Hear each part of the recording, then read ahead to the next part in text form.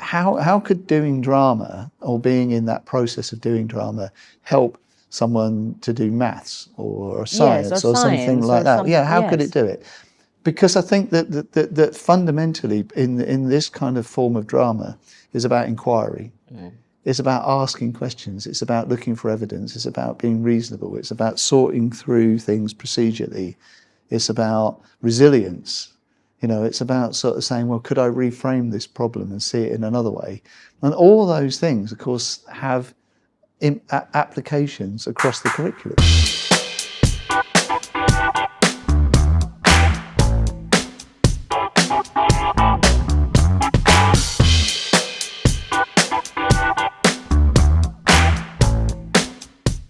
Welcome to another episode of Drama Beyond Performance. Today, in this episode, we are going to talk to Tim Taylor, a pioneering force in drama education and a key proponent of the Mantle of the Expert approach.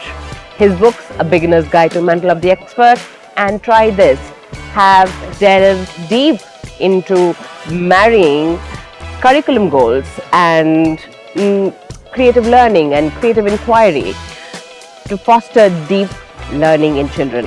They have helped educators around the world and keep doing so till today.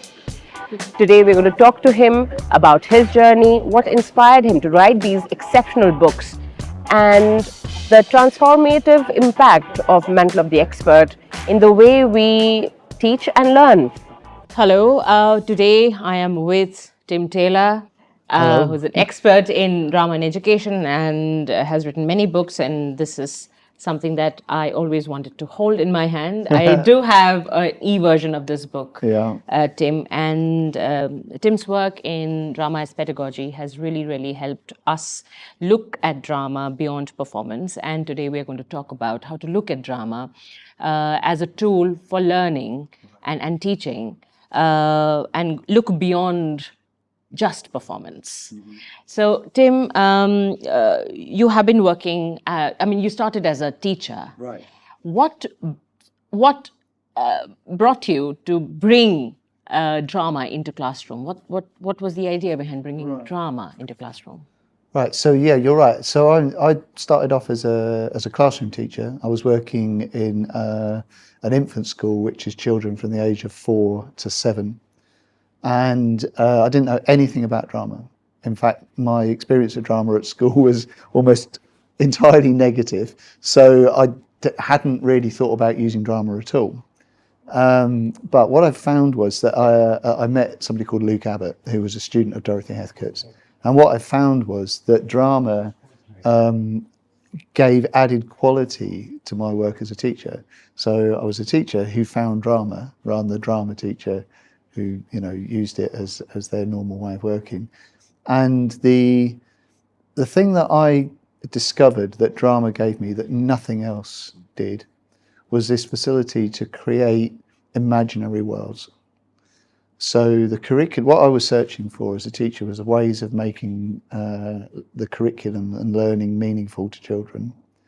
And what drama did was it added that repertoire of imaginary worlds. And of course, imaginary worlds are limitless. You can have create anything you want, be anyone at any time, doing anything, anywhere. And that is such an amazing facility. But it had the other quality, which was that I discovered that it was that this was something that children knew how to do. Children know how to play, and play and drama are part of the same continuum. So, I didn't have to teach them how to play. They knew how to play. And of course, they were interested and engaged in playing because playing was something that they liked doing. So I found I could learn these conventions and these strategies and these ways of working from drama and then use those to create context for learning. Right. And that completely changed my practice. It opened up so many doorways, so many ways of doing things. And predominantly for me, I don't use drama for performance at all. There isn't any kind of performative element to the way that I use drama. It's all process. Right. It's all, about the moments. That you create, imaginary moments. Yeah. Yes. Yeah, and of course we can do that real quick and real easy. Yes. How do children look at this way of learning? Oh, that's a good question. How do they look at it? I don't know. Well, okay. All I can do is surmise. So I think this is how they look at it, and of course, different children look at it in different ways. But I think that for them, it feels so close to the things that they know how to do. So my experience is that children know how to play. You don't have to teach them how to play. So if you bring that realm into a classroom setting, and you say, look, we can explore this curriculum. Today we were looking at the world of ancient Egypt, and we can bring into that way of looking at that world this element of play.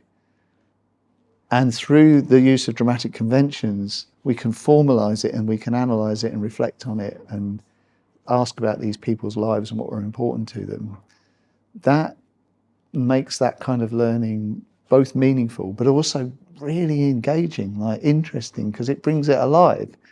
So there was a lad that was walking out, and he just went, "Oh, that was really good. I really enjoyed that." Like this, and that's great, isn't it? If children are walking out of a classroom, learn a lot, but also kind of saying how much they enjoyed it. And drama does that. That's my experience of using drama. Yes, and we always see that when children are enjoying a process, they learn better, they learn more. Yeah.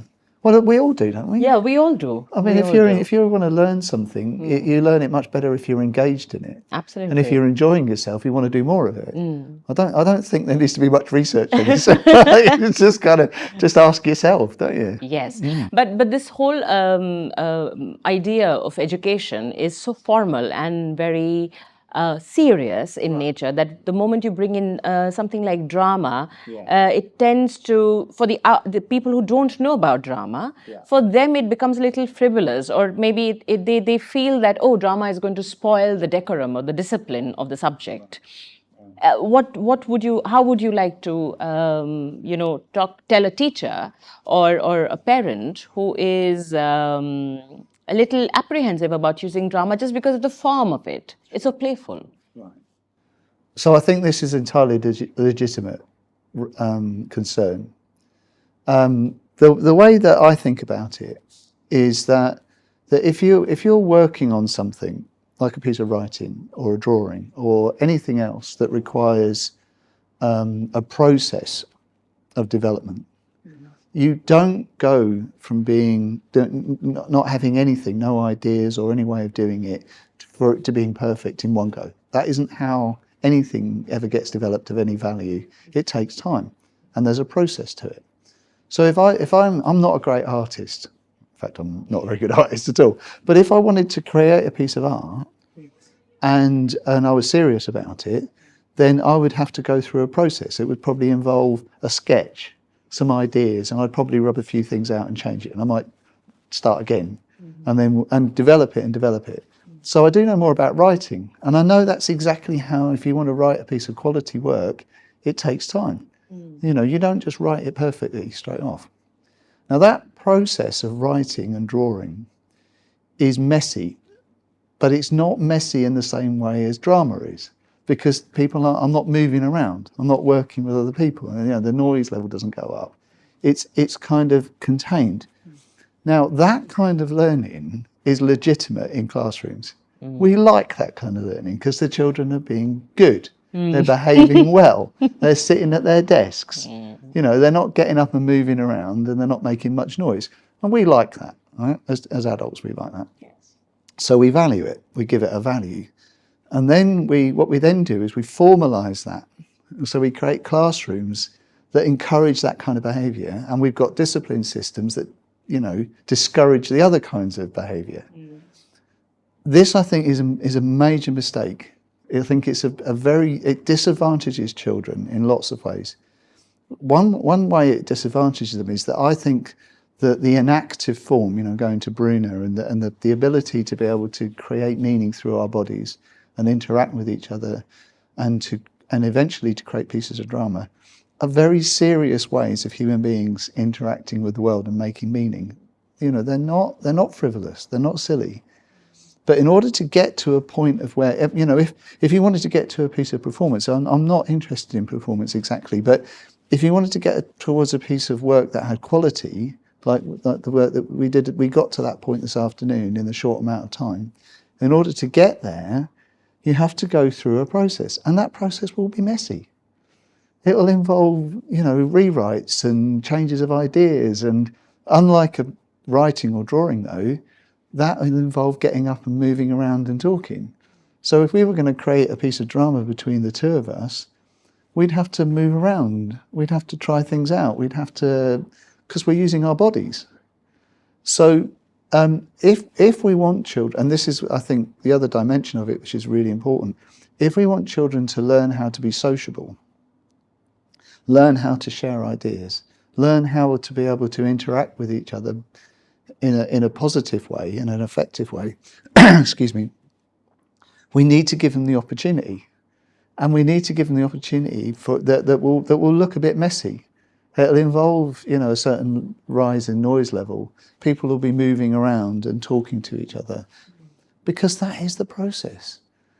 And I'm not saying about it getting out of control. You know, kids going under tables or running around or throwing things. That's not the process. That's out of control. Just like if they were writing and started throwing rubbers across the room, that wouldn't be the process.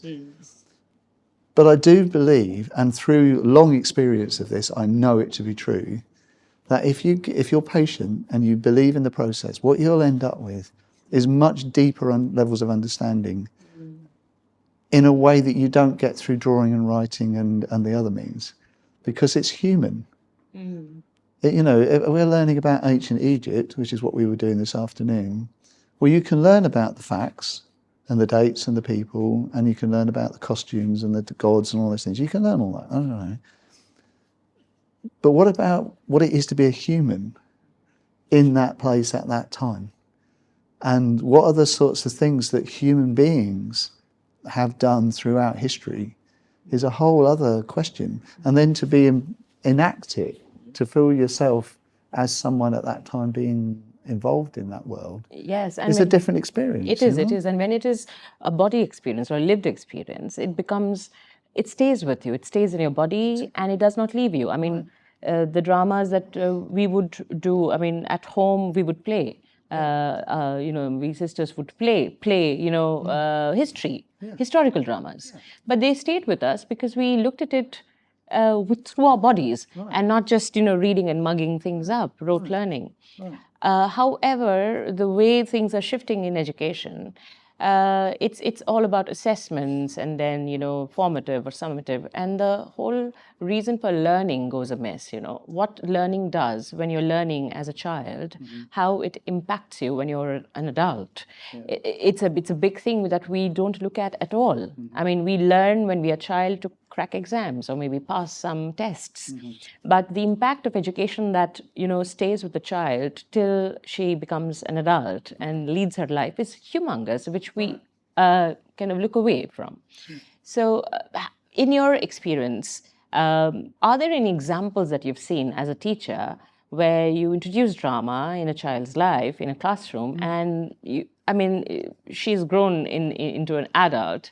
Is there any such example? Right. Well, I live with three people that applies to.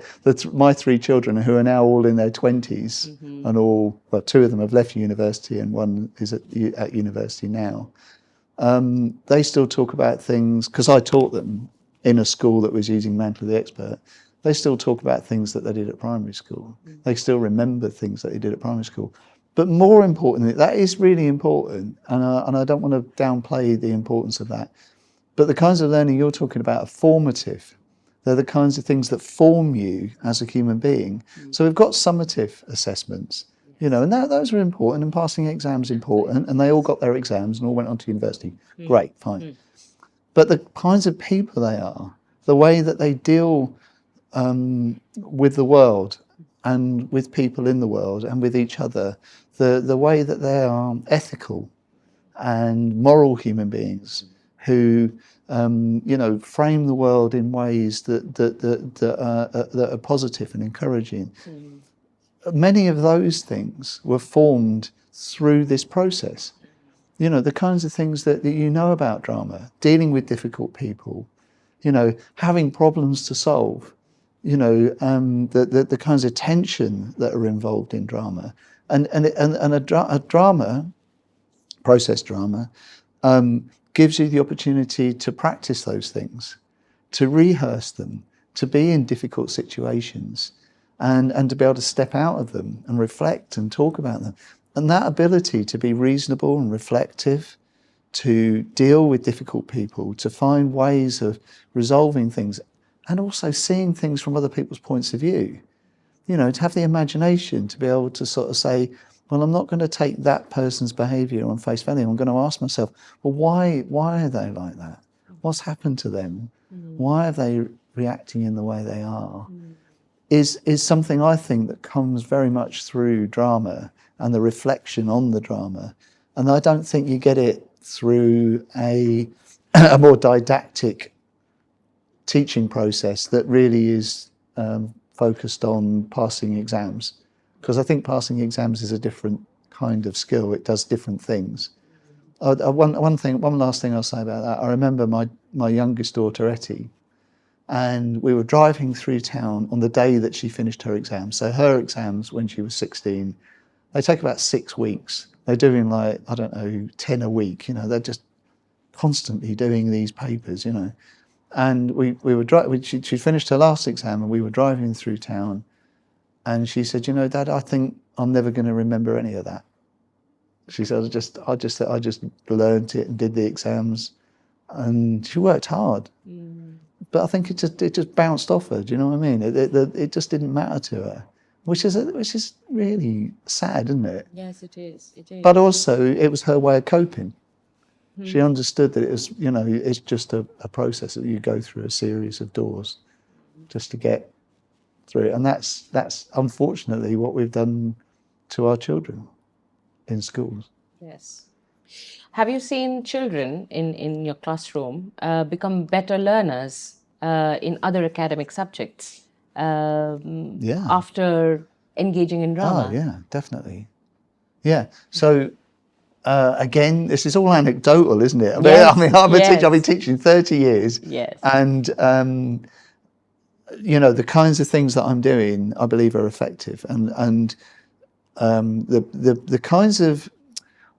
So it's a difficult... I'm trying to find the right words to explain the answer to your question. So if you were trying to think to yourself, well, how could doing drama or being in that process of doing drama help someone to do maths or science or something like that? How could it do it?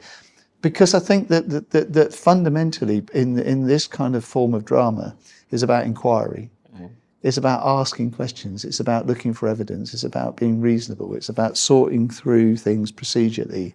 It's about resilience. It's about sort of saying, well, could I reframe this problem and see it in another way? And all those things, of course, have applications across the curriculum. They're not directly teaching children maths or science, but they're the sorts of things that it comes back to this thing about being about formative learning. If you want children's experience of school to be formative, to create the kinds of human beings that you want them to be, or you'd hope that they would be, then those sorts of things become applicable when they encounter other domains, and it's not as though you're teaching things that are directly applicable to biology, for example, although you may do something in a biology, about a drama about biology or whatever. But you're creating people, or you're trying to create people who are reasonable people who can encounter information and not be daunted by it, have strategies and ways of dealing with it and processing it. Yes, and also contextualize what they're learning. Yeah. It's very important. Half the time when we would do calculus or when we would do matrices, in mathematics, we would wonder how am I going to use this? Yes. Yes, where will I apply this? Right. I'm doing trigonometry or 3D geometry. Right. But, in drama, when we work with children now, Yeah. if you're, being a team of architects, like when we do Mantle Yeah. of Expert, Yeah. then we do use trigonometry. Right. We do use, some theorems where Sure. there is application, and Yes. we can see that Right. happen in front of us. What made you choose Mantle of Expert? Because for us, it has always been a convention, one that you use within process drama. Yes. But it has its power of its own Yes. to become a pedagogy in itself. Yes. So, what potential did you see in the Mantle model? Okay. So I came across Mantle the Expert really before I knew anything about drama. So I came to it maybe in a different way to people who come to it through the conventions. And I was interested in it because it was a pedagogy that positions the children as capable people. And so in the context that I was creating with the children, the point of view, not the only point of view, but the primary point of view that they're looking at, whatever it is that we're studying, is as people with expertise. And that's a really, well, with the responsibility of people with expertise. And that's really important in terms of making the learning that they're doing purposeful. So like you were saying, it's not that we're learning this just because we're learning it, because it's next thing on the list, on the curriculum. We're learning this because we need it. We're going to be using it in order to make sense of whatever context we're involved in. So the approach created contexts which created activities which made the curriculum meaningful and purposeful. So when they were doing the things in the context, they were doing them for a reason. So if they're writing reports, so if we talk about the ancient Egyptian, the work of the archaeologists, it makes sense to write a report. They're going to write a report about, the day's work and what they found and, and what it was like to be inside the tomb. That's all stuff you want children to do. But if you ask them to write a report and you don't have a context, it's a really dull, boring, pointless thing to do, isn't it? It's like, well, why are we doing this? It's a legitimate question, isn't it? I mean, if a child puts their hand up and says, "Why are we doing this?" And you go, "Oh, well, it's because you're a student and you're at school," and they go, "Well, makes no sense. So what? I'll do it another time." So it doesn't have urgency, and it's not important at that moment. Now, students who are bought into the whole thing around school, like my daughter Etty, she'll do it because it's important to her. She'll do the exams and study and things because she wants to go to university and she knows that that's what you do. But it's not urgent to her. It doesn't really have a purpose or a meaning other than getting an education. Yes, it's very interesting, the difference between important and urgent. Yes. Yes, because important things, we usually end up doing it in one way or the other. Right. But urgent, we have to do it. Yes. Right. We must do it. Yes. Because it's now. Yes. So learning how to write a report, like I could probably convince most children that learning to write a report is probably an important thing to do at school. Like, right. Yes. Doing that would probably be useful to you at some point in your life, right? But it's hard to motivate people to do things that don't have a sense of urgency. Yes. Why do it now? It's like, well, all right, I'll do it, and that's the thing that this work does. Is it creates tension, it creates urgency, it creates purpose, creates a reason to do it, but only if the children are engaged in it, if they care about it, if it matters to them, if they're engaged in the world that you're in. And that's what Mantle the Expert did. And I found, and this is not an either or, by the way, it's just, I'm talking about my personal experience and how I came to Mantle the Expert. I found that Mantle the Expert gave that frame, that important frame, that allowed me to incorporate drama and other points of view. So if I was using Mantle the Expert as a team of archaeologists, I could use process drama and other drama to explore the other dimensions of the context. So the children could imagine themselves being people in ancient Egypt, being the pharaoh, and the coronation or the funeral, which is all process drama. But there's also the other frame, which is the Mantle the Expert frame, which is the archaeologists. So you've got all of that. And as I said before, for me, it's all about adding to my repertoire. Yes. As a teacher, I welcome all this stuff because it Yes. means there's more and more things I can do. Yeah, as a teacher, what you end up doing what the class needs at that moment. And that could include anything. I mean, it could include Mantle of Expert or any other convention of process drama. Yes, absolutely, yeah. All of those things are available to us if we know how to use them. And I think so. I think Mantle of the Expert is more than just a drama convention. Yes, I think it's got other potential. Yes. And so therefore, I think to look at it as both a drama convention that you could use in isolation, perfectly fine, or you could use it in much more expansive ways across the curriculum over time as an approach. So we have an after-school setup, but we use Mantle of the Expert. We have used it online, and we still use it online. Yeah. And we have seen 5-year-olds, 7-year-olds just doing and producing content, Yes. writing new reports or whatever, producing content which is way beyond their age according to science.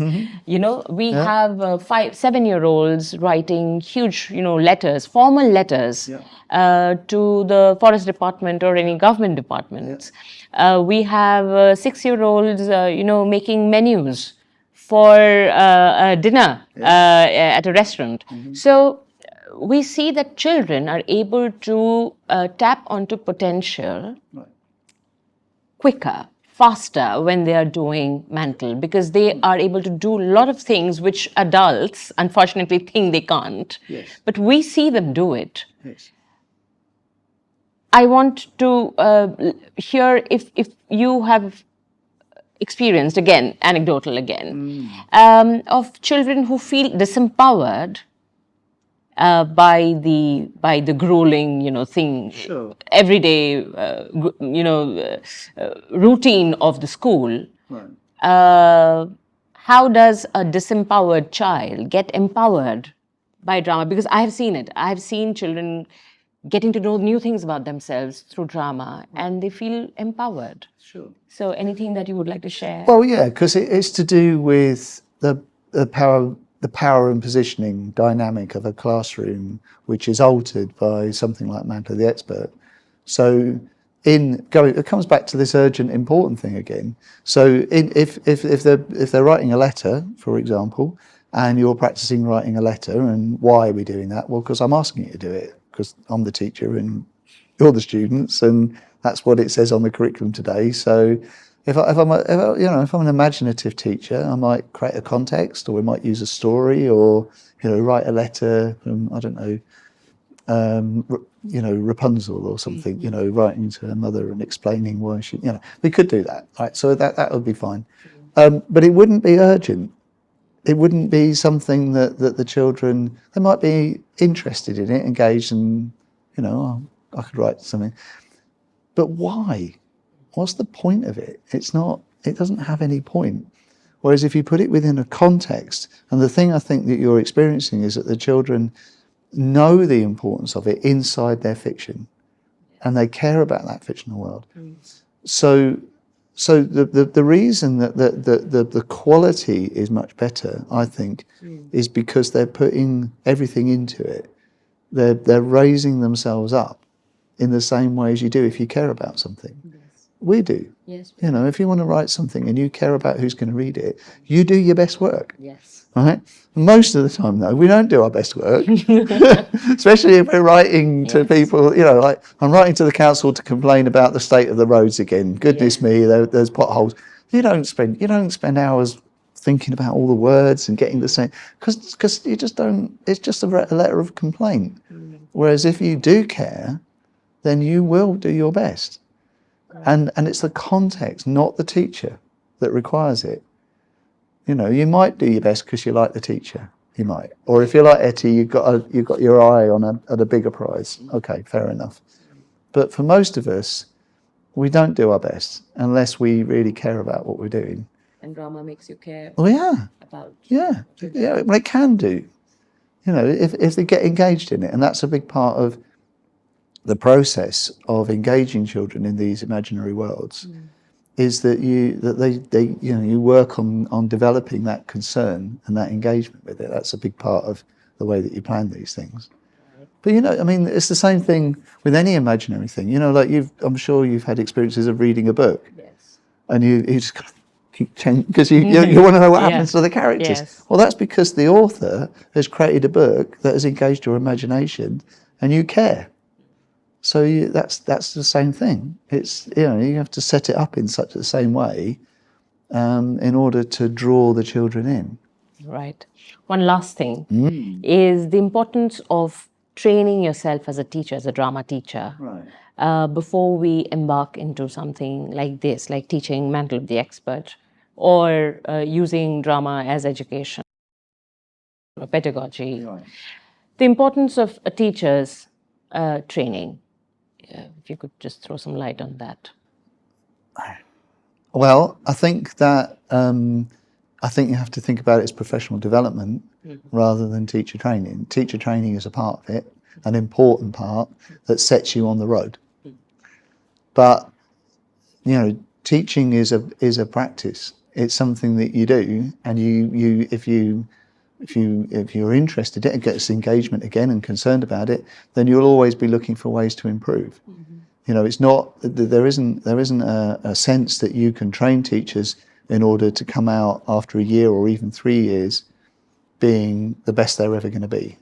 That's just not true of anybody. Yes. It's a job that's a professional. It's a very complicated job that takes a long time to master and to get very good at, and it takes time. And I think we have to look at professional development through those eyes.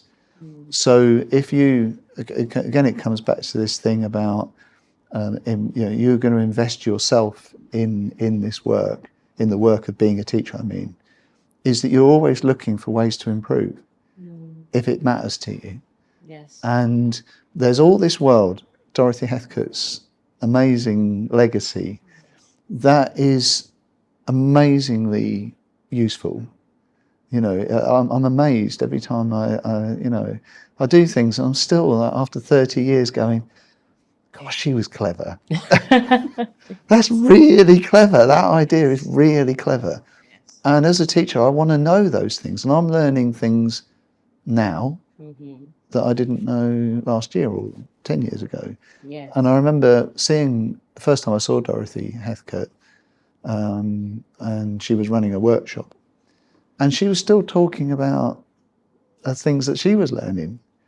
She was, 75 or something, and she was still talking about that. And I think that's, do you know what I mean? It's the training, is setting you on the road as a teacher. You do the training, you can get in a class, and you can start. You're ready. You're competent. You're ready to work. But it's a journey. Yes. It's not. This isn't it. You haven't learned everything, but you have a mind. It comes back to this thing, formative. Yes. Is that you want teachers, new teachers, to come out of training and into the profession with an eye on the long road of thinking to themselves, right, I want to learn, I want to keep learning, keep practicing, keep trialing. That's what you want. How wonderful it would be if for all formative assessments become drama assessments.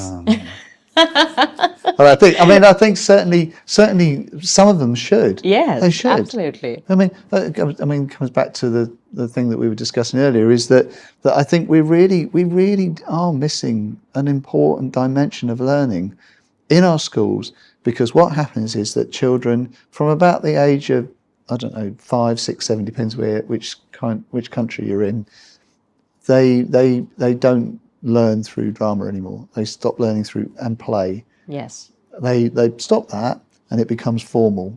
Yes, because you've grown up and you have to be serious.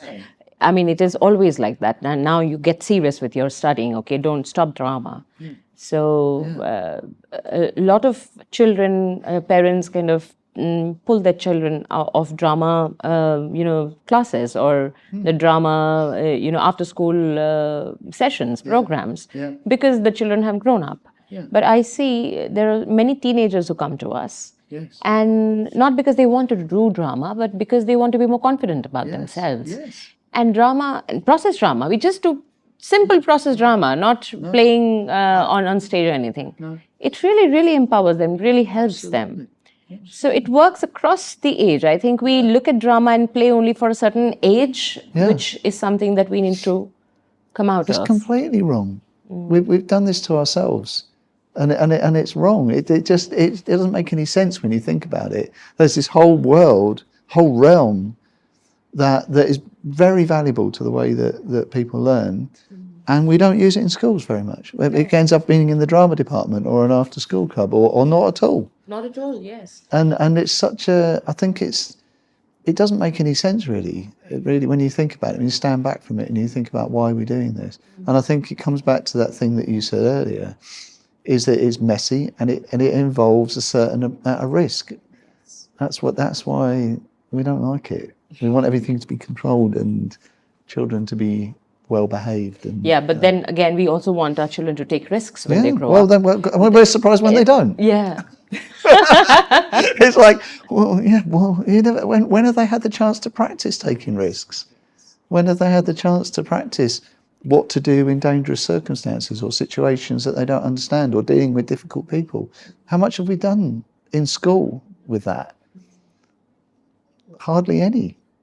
So they have to make their own way in the world. And, are we surprised when when children turn their back on school? And my kids are successful. School's been fine for them. They've gone on into university and great. But there's an awful lot of children that school doesn't do anything for them. It's just a waste of time. And they find their own way, don't they? They go into antisocial kinds of behaviour. They do, or some children just go clueless. They don't know what to do, and they lose a lot of time before they find out what they're good at. Yeah, if they ever do. If they ever do, yes, because I always believe that if you are introducing drama and bringing drama into their lives of children, they save a lot of time later on, because through drama they practice so many skills that they understand what they're good at and what should be their path. Yes, it took me 10 years to figure out that I wanted to be a teacher, but I was always a teacher, always playing teacher. Yes. And always enjoyed doing that.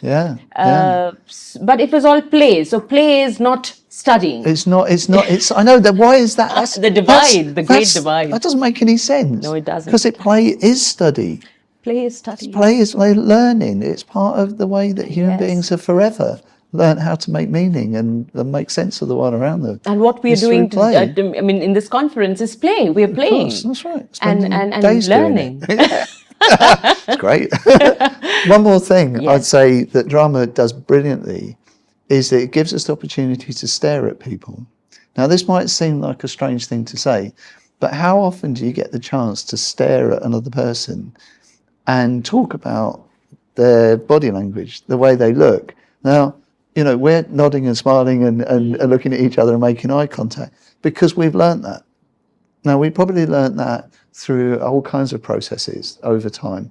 But there are an awful lot of people, and I'm not just talking about young people, adults as well, who never develop that. And that is such a disadvantage. If you can't have a conversation with someone, make eye contact, understand their body language, the world can be a very strange place and a very distancing place. And I think an awful lot of people in the world find the world difficult to understand, and other people, difficult to understand. In drama, of course, what you can do is you can say, let's have a look at this, and they're in the story, and we're not, so we can stare at them. So if you're sort of, being somebody who's in a story, who's thinking about things, do you see what he's doing with his hand, you say? And they all kind of, oh, yeah. You can teach children about body language. Yes.